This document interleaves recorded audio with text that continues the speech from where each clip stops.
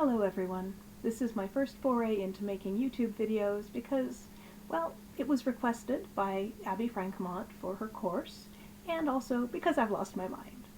Anyway, the video that was requested was a how-to on using a Niddy Noddy. I've got two different styles here. One that's the standard sort of turned with 90-degree angle for the top, and the other that looks a little bit more like, well, a banana hanger. And so they both work exactly the same way. This one just makes it a little bit more obvious where to hang on and what direction to wind, so I'll use this one for my example.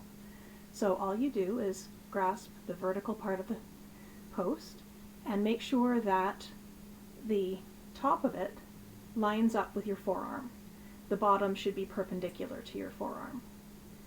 Now, all Niddy Noddies have either a flattened post on one side so that you can take your yarn off, or some means of having the yarn come off without breaking the tension. So this one has a peg you can pull. This one has a pin that you pull, and the top piece drops down so that it will loosen the thread a little bit. So you've got some slack. Usually there's some means like that, or you just kind of grab your yarn and take it off, whichever end doesn't have a curve on it. So the one way that I've learned to sort of describe how this looks is what I refer to as the dippy bird method of winding on.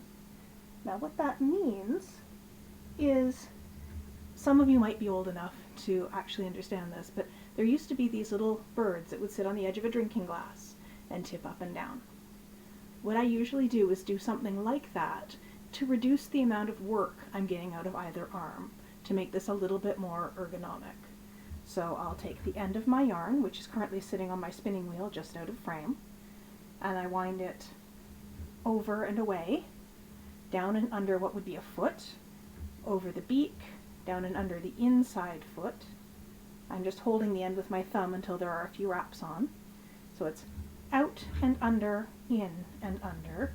And what happens is, as you can see, tipping it up and down helps get things lined up. And if I use both arms more or less evenly with this sort of tipping motion, then you can actually build up a little bit of speed while you're working on it. You don't have to look too much as long as you've got a good feel for the size of your device. And the Niddy Noddy will just kind of flip back and forth and tip inward and outward as you go. With the 2 yard that I showed earlier, it's a longer reach, but the idea is just over sort of the crest of the head, out under the outside foot, in over the beak, down under the inside foot, and repeat endlessly.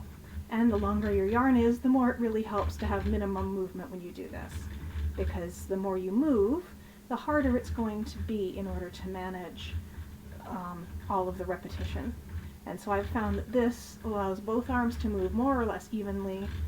One arm holds tension on the yarn as it loads on, the other holds the weight. And so it's a bit more of a tricep workout for the arm holding the Niddy, but it's reasonably balanced. And moving both arms in concert like this is a lot less strain on my joints than holding one stationary and doing all of the work with the other arm. You can do that if you've got a frozen shoulder or some other injury and you've only got one arm that really moves well, but I find moving them both together really makes it a lot cleaner. Anyway, I think that's probably a good enough demonstration, and I've still got most of my bobbin to go, so I don't want to make this too long.